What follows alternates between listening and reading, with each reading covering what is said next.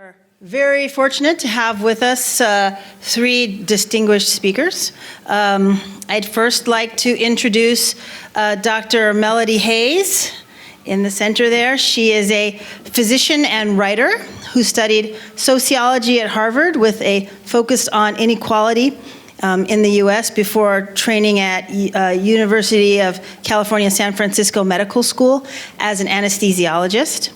She's also a ketamine practitioner and notes that her own spiritual journey has inspired her career in consciousness medicine as a psychedelic medicine physician. Our next speaker on the panel is Marcela Oda Laura, who is a psychotherapist and a visual artist. So she was the principal investigator for the MAPS MDMA phase 2 study in Boulder, Colorado, and is now PI for the phase 3 study and for the study of healthy volunteers, which provides MDMA-assisted psychotherapy for therapists in training. She's a trainer for therapists providing MDMA therapy to those with PTSD and is a supervisor for therapists in studies worldwide. And finally, we have Dr. Joe Twofer, who is an integrative family physician, a traditional healer and author. He graduated from UCLA and the University of California and San Diego School of Medicine. His book, The Fellowship of the River, chronicles his journey from medical school into ayahuasca shamanism in the Peruvian Amazon. Dr. Twofer believes that native traditions can help guide the developing world of psychedelic medicine. So let's give it up for our panelists.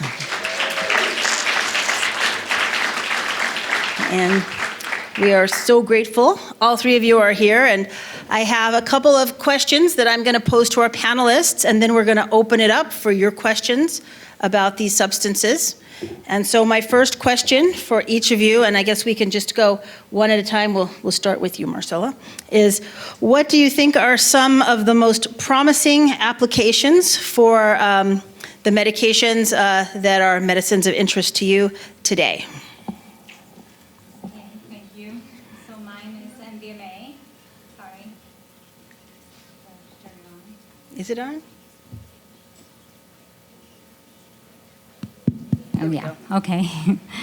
MDMA is what I'm mostly interested in, and we've been studying PTSD, so that's the studies that we've done with MDMA. But when you think about PTSD and when you start working on it, you can't work on it in isolation. It's not just the index trauma that happened, it's that people then also work on other traumas. They also work on their own growth and development. They work on relationship. They work on the relationship to self and to the world and to loved ones. So it's much broader in the end when they finish their treatment, even though what we are investigating is for PTSD, which works, we have found very, very well. And mostly, I mean, there's a lot of reasons why that is, but I think one of them is people being able to accept their authentic self and be able to approach the world from that place of who they really are. So what I would like to see in the future would be, I mean, work was done with MDMA in couples, and we have a lot of anecdotal information before it got criminalized in 1985. So I think it also works really well with couples. So it would be great to bring that back. And personally, for me, I'd like to do some research and some studies with teens, because a lot of times teens get a little bit of the, oh, this worked for adults, let's try it in teens, but it was never really studied or understood of how it was going to affect them. So that's a passion of mine. Oh, thank you. And Dr. Hayes. So the thing that I am the most excited about for psychedelics,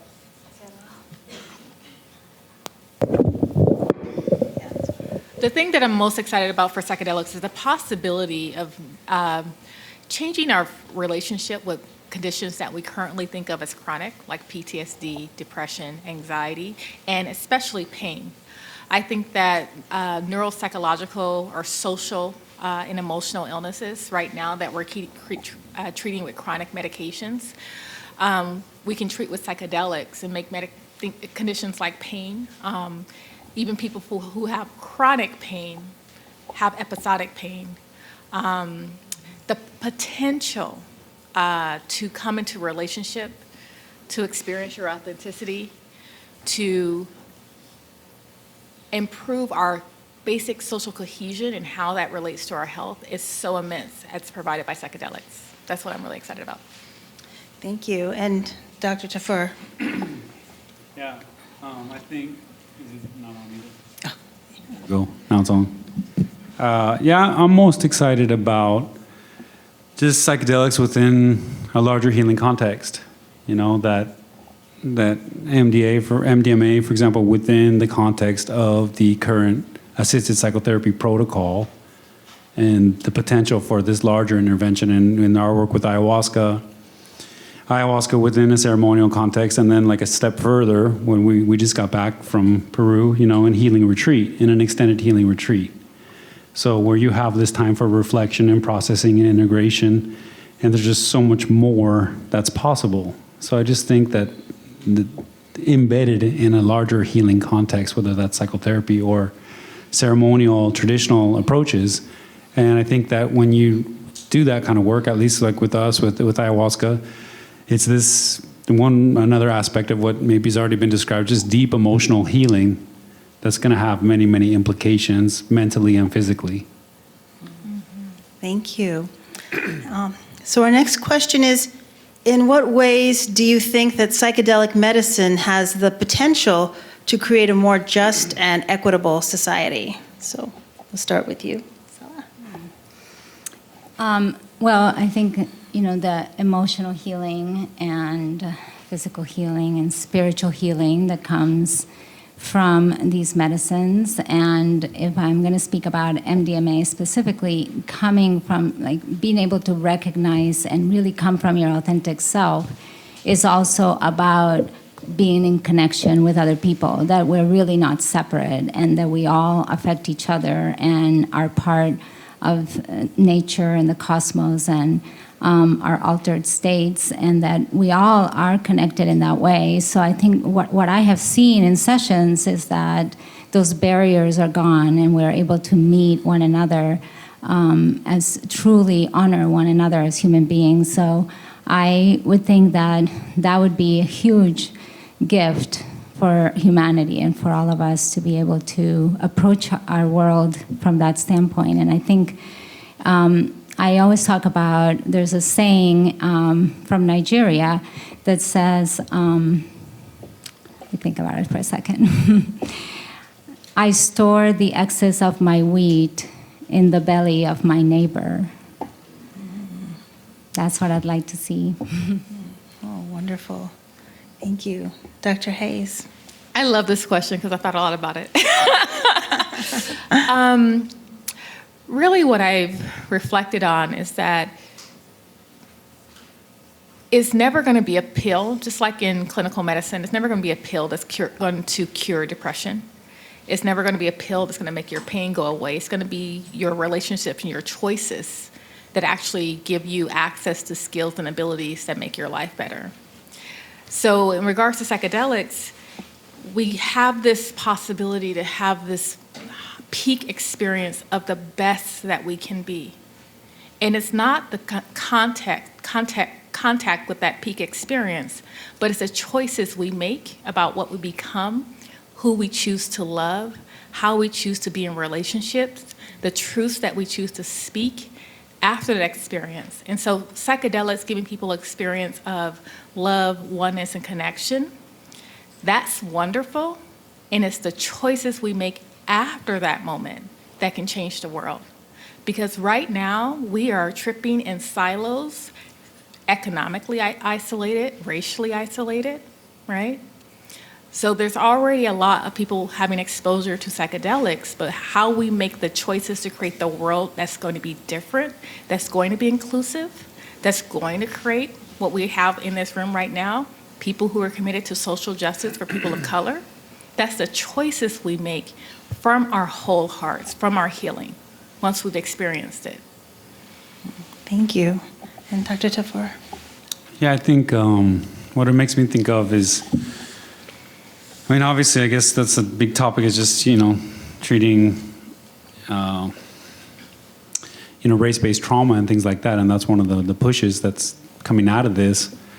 To me, what I see as we start, what psychedelic medicine is kind of starting to illuminate is just the mental illness surrounding closed-minded thinking and the emotionally rooted pathology behind a lot of closed-minded thinking. That a lot of narrow-minded, repetitive thinking that underlies anxiety, depression, addiction, and PTSD is rooted in a lot of emotional trauma. And once you help somebody through that process, then a lot of times you see that they open their minds. That's a common phenomenon. There's more creativity that comes along with that, right? We see a lot more creativity and all these things. So similarly, we start realizing some people is very dogmatic or very stubborn, or in many cases, many racist beliefs, or perhaps that would be recognized as a mental illness. That's what that is, to take it that far. In the same way that excessive greed is also an addiction at that level, an emotionally rooted, addictive problem. When they're starting to show all the signs of, alcohol abuse, you're starting to hurt your family, you're having problems with the law, you're doing this, you're checking all the boxes over your greed. Similarly, the racism is the same kind of problem. And so it's starting to illuminate within the healthcare system, the way some of these closed-minded ways of being are pathological and can potentially be healed. Thank you. Wonderful. So now we're going to open up questions from you, and you can feel free to direct your questions to one or all of the panelists. And if you can raise your hand, and once we identify you, you can stand, and we're going to give you a mic so that everyone can hear the question. So who has questions about any of these substances that they'd like to direct to any or all of our panelists? All right, why don't you? Blue shirt. And then you can go next. Sorry. Excuse me, sorry. So, my name's Evan. I have a question so how do you bring in psychedelics such as ayahuasca, some stuff that has strong spiritual connections with people, into a clinical atmosphere? So how do you bring something that's used, let's say peyote, ayahuasca, that's used in a ceremonial atmosphere, how do you bring that into a clinic? I guess I'll take that one for now. I mean, for me, you don't have to. And so it can stay, that's where I'm at with it. It can stay in the spiritual practice and the sacramental practice, and that's just fine. And we treat a lot of people within that context right now. And so in the United States, there's a religious pathway that people are pursuing to keep it respected for its religious use as a spiritual practice.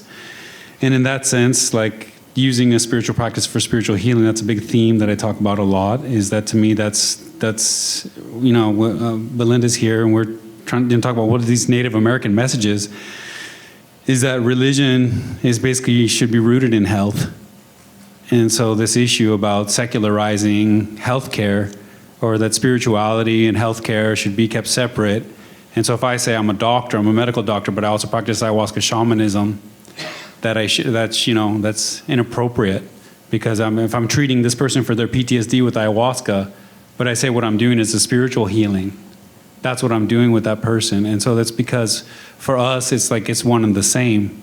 It's their health is the most important thing. So their relationship to themselves, to their bodies, to their families, to their communities, to their society, to their ecosystem is at the root of healthcare. And that's a spiritually based thing. So that's before the clinic, before everything is your health. So the rest is just what we're allowed to do within the political confines of the system. In other words, people are doing MDMA outside of what we're learning about this week. They're doing it. But so within the confines of the system, we're learning how to use this protocol so that we can, maybe get insurance to pay for it, or I don't know what's going to happen one day. That being said, the practice of healthcare and spiritual practice, goes on, and that we have rights still in place to protect that. So I'm not worried about. There are people who want to do it. I talked to Rick Dahlman about it last night. They want to do research with ayahuasca in clinical trials. I'm not interested in that myself. And All right, thank you. I want to respond to the same question, because it's such a higher level that we have to think about this. What does it mean to bring ayahuasca to the clinic? How do you bring that? The question is, what are you bringing? So are you bringing a pharmacology, a chemical? Or are you bringing a whole belief system?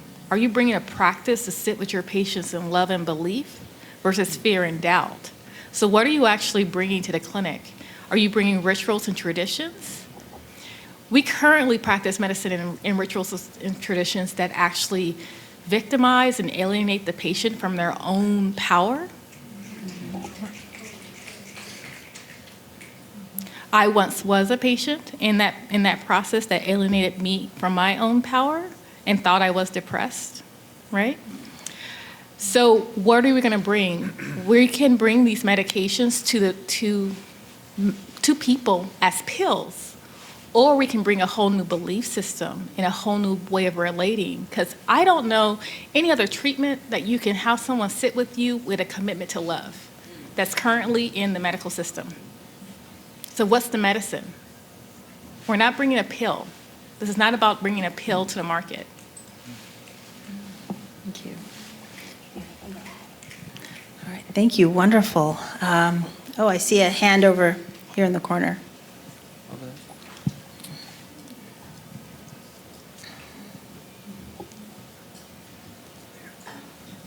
Thank you. I was wondering a little bit about intergenerational healing and ancestral healing, if you could speak to that regarding each of the medicines. I don't know about MDMA, but I wanted to hear a little bit more about how these communities have used the medicine to heal family systems.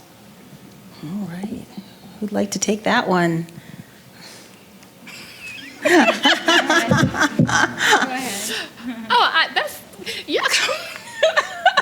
I'm like, this one's hard. This one's really hard. I'm going to go. Yeah. You go. If not, I'm interested in that. Oh, okay. Yeah, well, ancestral trauma, what we call intergenerational trauma, what's traditionally referred to as ancestral trauma, is now we have this epigenetic biological basis that a lot of people are interested in. Where our organization, Modern Spirit, is teaming up with MAPS to start collecting saliva samples on the people going through the trial to examine, just that, what would be considered epigenetic, that side of it, the biological side. But in the ayahuasca setting in Peru, and I just got back. It's regularly thought that in a spiritual context, that you could, work through a lot of these things and so-called clear your bloodline. And so that is a traditional belief. And I've seen many, many examples of that kind of thing happening. And, a little example is the person's working on themselves. Obviously, there's some, within the ayahuasca ceremony, there's many, many examples. So, people having experiences with deceased loved ones and working through things and working through forgiveness processes that were unresolved. That, again, you may not believe in that, and perhaps it doesn't register with your logic or your reason, but emotionally the person has an extremely real experience to which they feel completely different afterwards, to which their response to previous triggers is much different. So they experience a shift through whether it's imagined or not.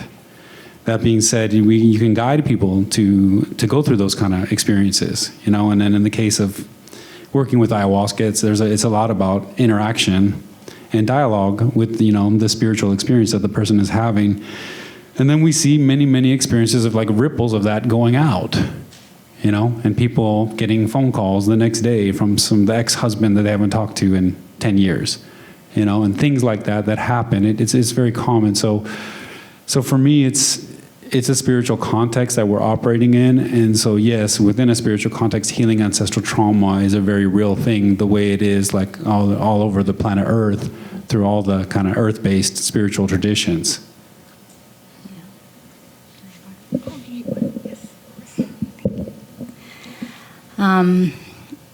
I think that in the studies that we've done with PTSD, especially when there's been a lot of trauma within the family system, that trauma goes on sometimes back generations, and they're carrying all that. They're carrying their own abuse that happened to them, but they're also carrying their mother's abuse and their grandmother's abuse and so on.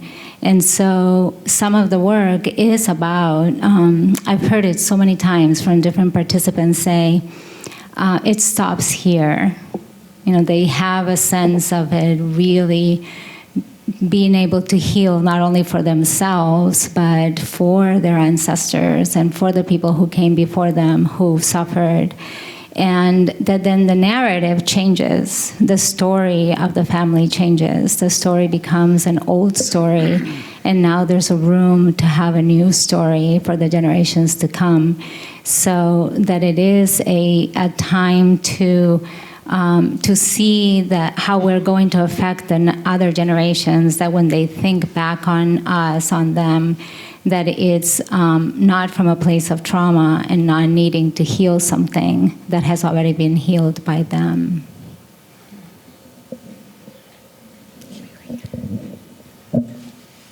Thank you. Yes, in the front. Hi, I'm Lorena. My question is about access for psychedelics. How do y'all foresee this looking to bring psychedelics to those who are experiencing pervasive trauma on a daily basis, who may already have a mistrust of the medical system and sort of the idea of Western traditional talk therapy? How do we get more therapists of color trained in these things? What's access like for them? Because I know for me to be sitting here it already puts me in a privileged position. So how do we bring this kind of work to our communities that we think really need them?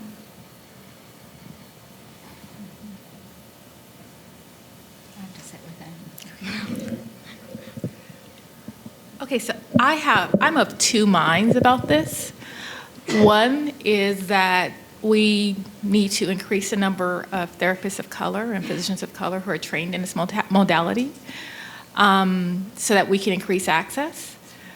At the same time, I know that I practice within a system of medicine that has its own practices and its own logics, and some of them have been persistently exclusionary.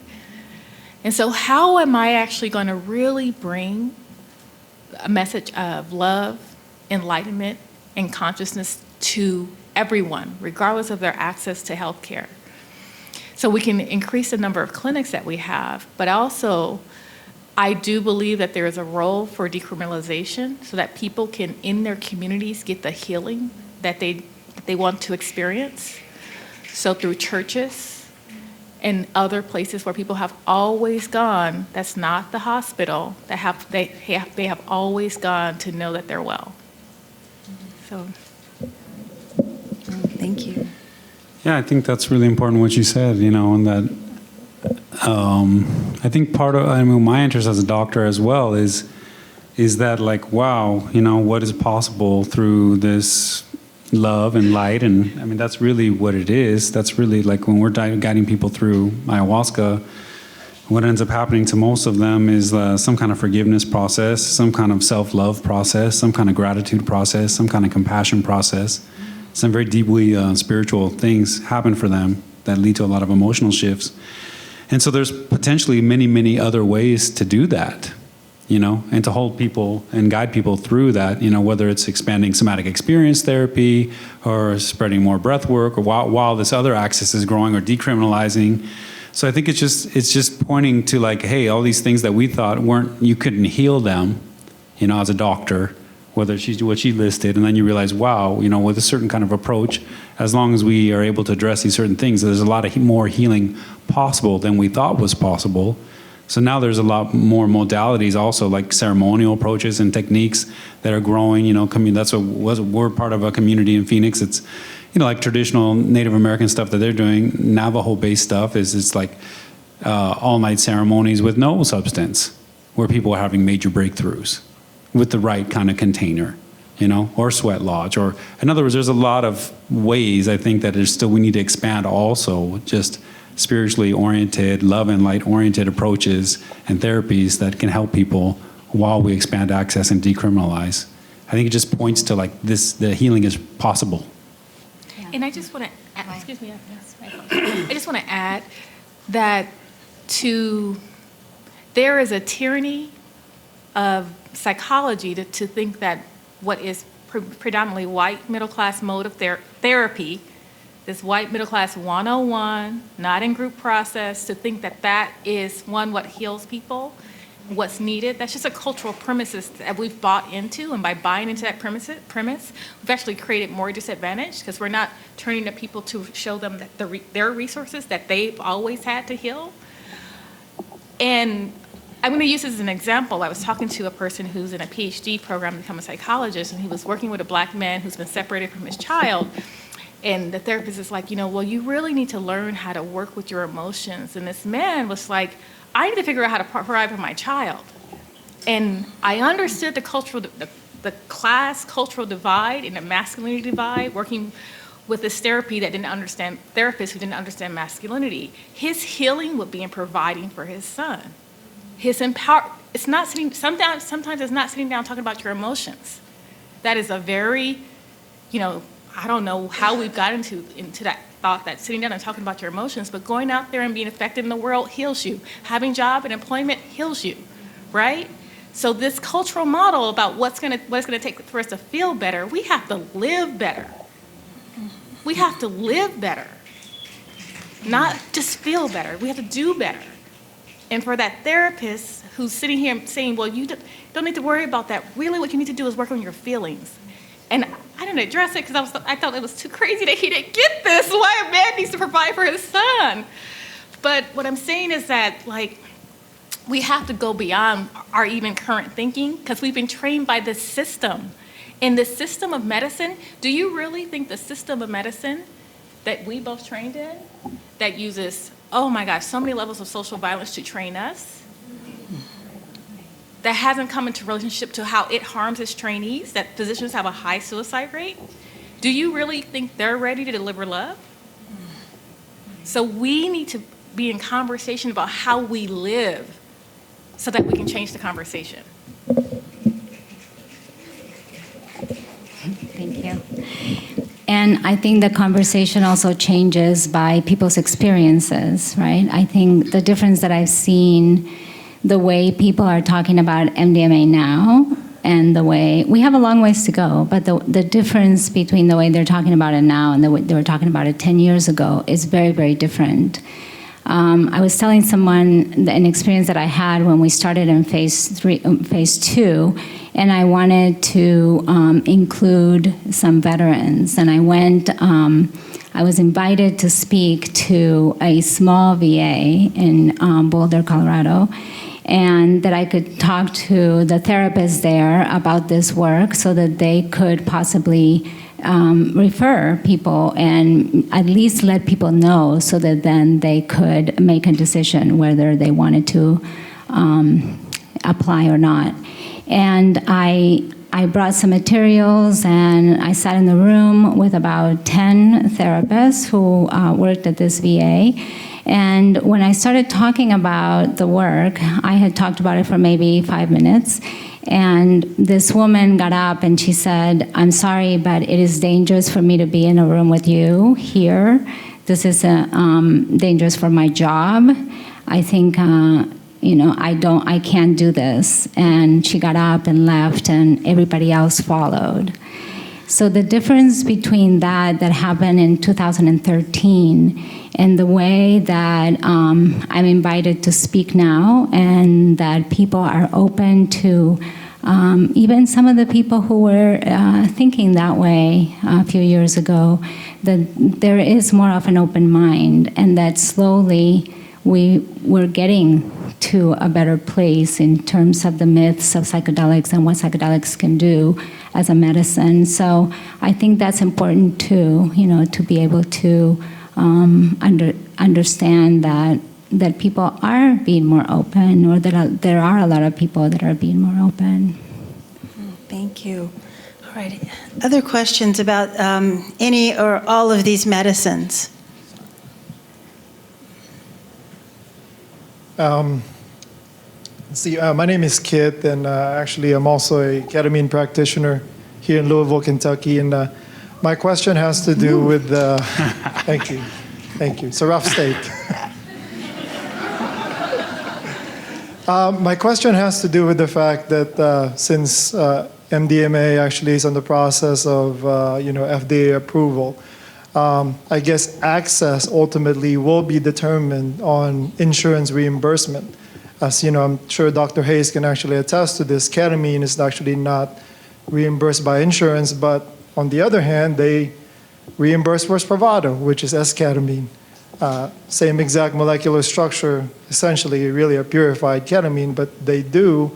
And the way that they have designed it was that S-ketamine is a forever treatment, at least in my perception, since there is no end goal as to when it will be administered. I guess, my question is, what can we do in order to really improve access where CMS is going to begin to actually cover this particular treatment, and MDMA not become what happened to Spravato or S-ketamine, which is really primarily only covered by commercial insurance, and there's a lot of resistance from CMS in getting it covered because it's very, very expensive. Yeah. Who'd like to address that? I have to just say, because we all reviewed our slides, and just understand that the brilliance and the hope of having a drug being developed by a nonprofit organization, right, for MDMA, like that is, in the commitment that Rick Doblin has to keeping this affordable, that he's already said. The reality is that the cost of treatment with MDMA as it's prescribed is not going to be the cost of the drug. That will not be the issue. It's the cost of the therapy hours to provide the professional services. There has been a health disparity with access to care for people of color, for psychiatric care, for any form of subspecialty care, right? And we are going to have to create funding models to support the wellness of all people. This is just a larger conversation that if we think health comes from health care, how are we still in a system that we have to pay like exorbitant prices to get well? If we think health comes from health care and not from our communities, right? Thank you. I would just add that it's just that is the problem, that is the obstacle, and it needs like a visionary solution. If the MAPS team stopped at the resistance that they faced, decades ago, we would never be here. So that is the problem, and then what she was asking about is what does that look like? Well, they're doing it right now. This is exactly what it looks like. So the right-minded people come together and work towards that solution, whether it's through political pressure or whatever it's going to take to create more funding, for this kind of treatment. That needs to be realized, and like at this current goal of which we're a part of, people thought it was impossible, and we're all here because it is possible. So I guess it's just one more step. It'll take more work. Okay, great. Next question. Hi, my name is Bia, and I am with Chacruna and MAPS. Wanted to ask a question about the military, but I also wanted to make a comment about something that was said. Is that okay to make a comment and not just a question? Sure. Brief comment. Okay. No, just about intergenerational trauma, and I'm an anthropologist and study plant medicine, so just want to say that in the Americas, substances like peyote and ayahuasca have been traditionally used as a forms of keeping identity and territory and language and socialization and transmission of knowledge. So these substances are at the core of transmission of culture from generation to generation, and that is resistance. I think Belinda said it in a very beautiful way. She said, culture is medicine. Medicine is culture. So our culture that incorporates these substances make us be human and remind who we are and what we're doing here. That's part of how heal happens, is cultivating these traditions that are based on these medicines that teach us how to be human and how to be here. So it's very entrenched, and still today in Brazil, I'm Brazilian, for example, indigenous people, they use ayahuasca to keep an indigenous identity, to be indigenous in the world today is through using ayahuasca. They remember who they are, they sing, they pray, they unite, they survive in big cities and all that. So I just wanted to say that. And my question is about the military. So I'm a part of MAPS too, and we got into this email thread because there was a Marine general or something that said that they were using microdosing psilocybin to better strategize on war techniques, and we got into this like internal controversy, and some of us were thinking that psychedelics should not be used for war or to enhance cognition or war techniques, whether others were more open about it. So I just wonder, this flirtation with the military, where do we stand? What do we want when we bring healing to the military and psychedelics? Where is this going? How do you feel about this relationship? Oh, interesting question. Would like to respond? I think just like very clearly, any performance-enhancing potential of psychedelics within the military has already been explored and will continue to be explored by, we know how our military functions and how they operate, and the whole root of the early psychedelic research around, military function. So to me, that's happening, and they're going to keep doing that, whether it's quietly or otherwise. And so our position is to bring the medicine side forward. So my point is they're going to do that, and they are doing that, and they've been doing that. And so we are the medicine side that we're promoting the therapeutic use. Obviously, there's people, trying to get them back in action, that idea, that concept, but I don't know. We'll have to see how it plays out, as people start going through the treatments.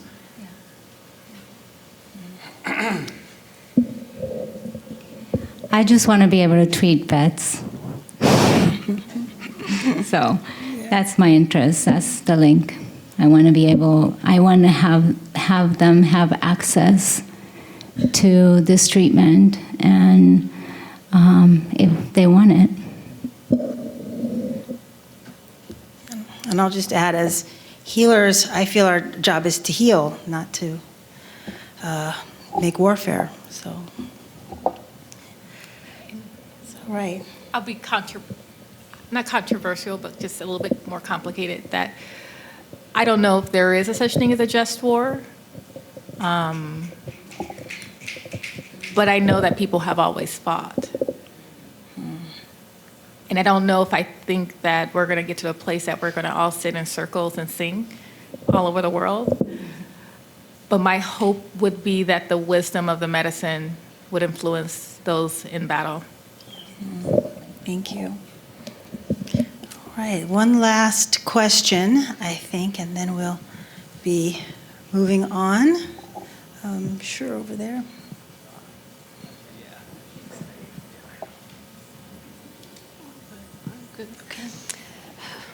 So if the psychedelic experience in medicine can help people to let go of the mentality responsible for racism, do you think that it could also help people with political reactivity insofar as the ability to integrate and remove trauma triggers instilled by our culture, in the idea that one's own reality is the only right one? And do you think we can apply that to people's ability to heal, politically speaking? Wow, great question. Can I finger snap to a question?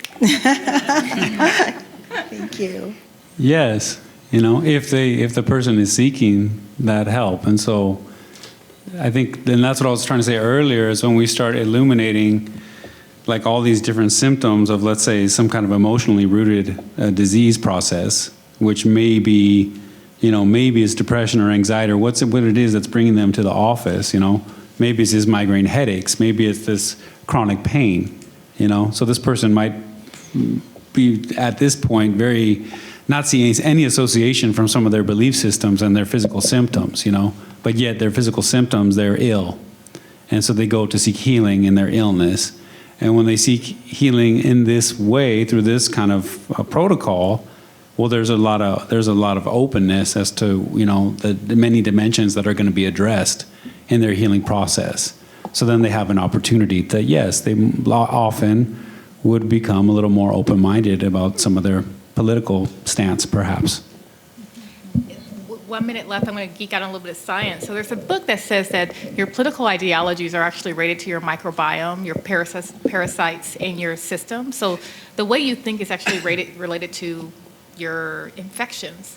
And we know that all these medications, ketamine, ayahuasca, have anti-inflammatory properties, some antibacterial properties.